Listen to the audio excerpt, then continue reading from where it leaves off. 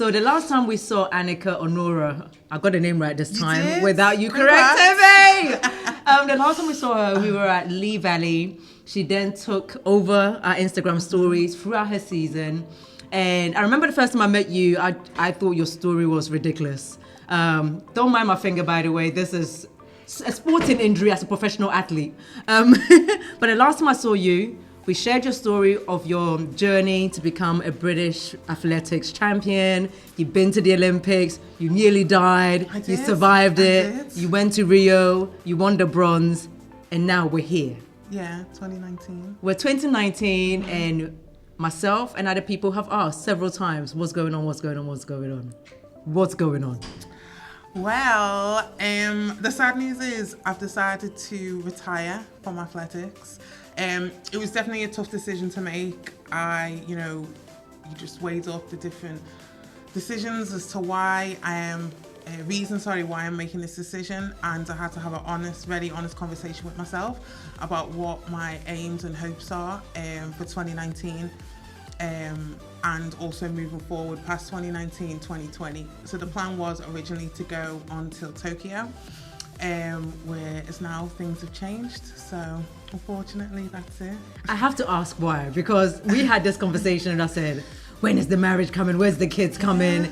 And then I had high hopes, like we're going to Tokyo together. And then we're still maybe going together to cover it. I still want to go to Tokyo. I want to know why. At what point did you just went, this is not for me anymore, I want to move on and do something else? Do you know what it was, right? In all honesty, you just go through different moments where you want different things. I wanted more for my life outside the track and field. The thing is with me, for people who know me, I'm a complete workhorse. I always complete a session. I don't care what's down on the paper. I don't care what my coach says. I always get the session done. But this year, mentally, honestly, it was tough. So physically, I know I was always in great shape. But, I was stuck on 52. Even, waist was like 53. So I was averaging like 2 seconds, maybe three seconds slower than what I'm used to running. I'm used to running like even 51s at waist. So to go from like 2 seconds slower, like it was burning me. It wasn't a nice thing to experience.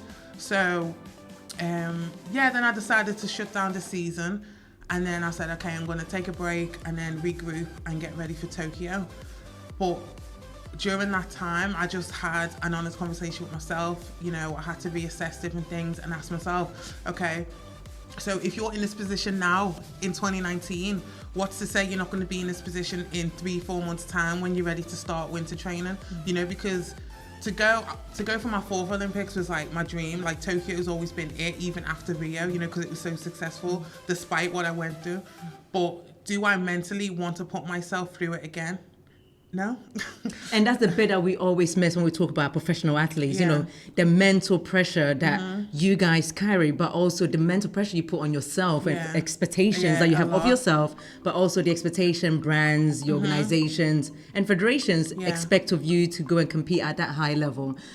You've been part of British athletics for so long. What are you going to miss most about being part of it? Probably, there's not one thing to pinpoint, to be honest. There's different things. Like, I'm going to miss my training partners. I'm going to miss all the people who I made friends with over the years, because for some reason, people seem to like me. Are you sure? For the most part. I'm going to miss a lot of it.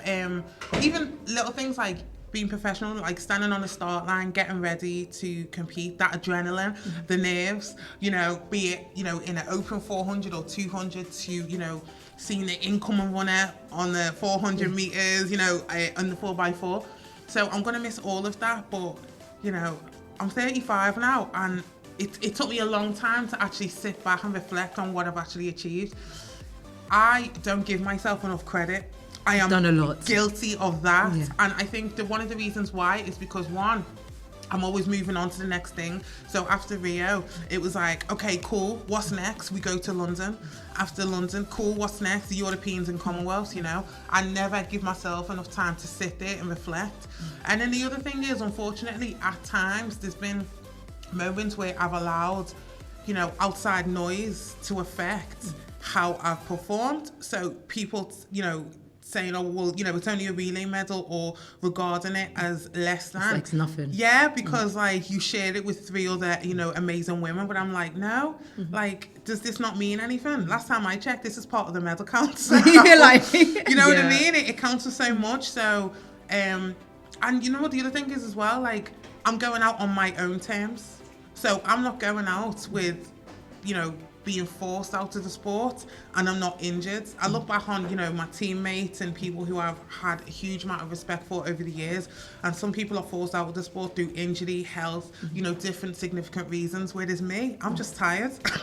I'm tired. I want to rest. I want to move on to so many other things, and I'm just excited for what's to come outside of track and field. But going forward, though, even though we're sad to see you leave, like, I'm one of your big fans. You knew that the first time I met you. I'm going to be sad that you're leaving, but I'm quite happy, because if she's leaving, that means she can join us and do more, which I'm excited about. But for you, apart from working with us at Give Me Sports, what else are you going to be doing? Well, I definitely want to be able to be a soundboard for the next generation. So I definitely want to go into different mentorship programs. I'm currently, I don't know whether this is a secret or not, but it doesn't matter. So I'm currently on a board for different sports. So I just don't want to be, a soundboard in my sport. Athletics and track and field has been a huge part of my life for 20 years. But if I'm able to get and sit on different boards like gymnastics and taekwondo, and just, from an athlete's perspective, from a different sport, and just, be there to offer advice and support and help others who are, going into elite sport, coming up, then I want to do that. It's not, I'm not really like working towards one thing. I definitely don't see myself doing a 9 to 5. But I definitely want to work in different things. I'm currently going into consultancy as well, motivational speaking. And I know it's very cliche because that's what everyone does. But excuse me, it's taken me a long time to also realize that, like, my story's just been so bizarre. Like, there's no straight path to where I've been. And sometimes you don't realize the impact that you have on other people just by sharing your story. So, I want to go into schools, and I'm being offered the chance to go into different organizations and, offer support and help and advice. Because also as well, the other thing I realized is that sometimes recruiting athletes working in business is huge. You don't realize, like, what you've brought and what you've experienced, you can relate that to the business world. And I don't plan on going back and studying economics like I did in uni, but I definitely want to use stuff like that. So integrating sport and business is huge for me. So I want to be able to do that. And then down the line, marriage, kids, the normal stuff, adulting, paying bills.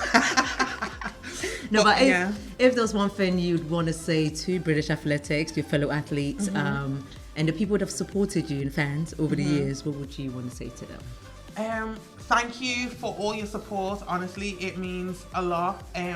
People who've messaged me over the years, people who still continue to be like, Anyika, what's going on? Thank you to the fans, to my teammates, to my peers. There's a lot of people who I've been able to use as my own soundboard. They've gone through different things throughout their careers and been able to help me, and I've been able to use that to become the amazing athlete that I was.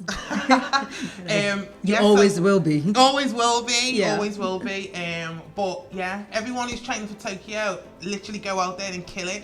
Like, you don't realise how talented you are, and just what you can actually achieve. We have a huge amount of support within our sport, and we've got the biggest fans, and I'll be cheering you on from the stands. But hopefully I'll see you all in Tokyo, just not on the track. Well, I've been a huge fan. Thank you, Remy. I am sad you're leaving, but I'm excited to see what happens next, because she's amazing. I mean, her story alone, I remember the first time you told me your story, I looked at you like you were crazy. And I kept on repeating, you need to share the story, because not many people have that story. Yeah. You know, so we will miss you, but we won't miss you because you'll be back with us again Miss Sport. And hopefully we'll see all of you guys in Tokyo. But thank you for what you've done for British athletics. On behalf of all of us at Give Me Sports Women and all our fans, because I know the ones that read the story went, oh my God, how is she still doing this? We really appreciate it and we wish you all the best. Thank you. Thanks, guys.